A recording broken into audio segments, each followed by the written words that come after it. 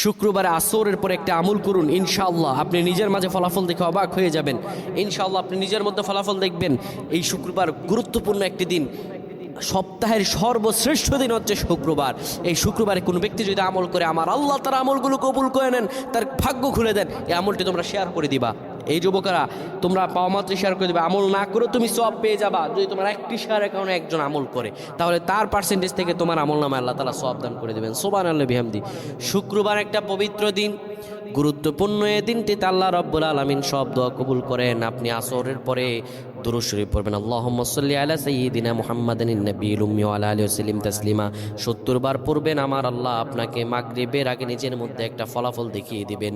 শরীরে একটা ঠান্ডা অনুভব হবে, শান্তি অনুভব হবে। আমার আল্লাহ এত দয়া, এত রহম করবেন, আপনি কল্পনাও করতে পারবেন না। রাসূলুল্লাহ বলেন, শুক্রবার বিভিন্ন নামাজের পরে, বিভিন্ন আসর নামাজের পরে তোমরা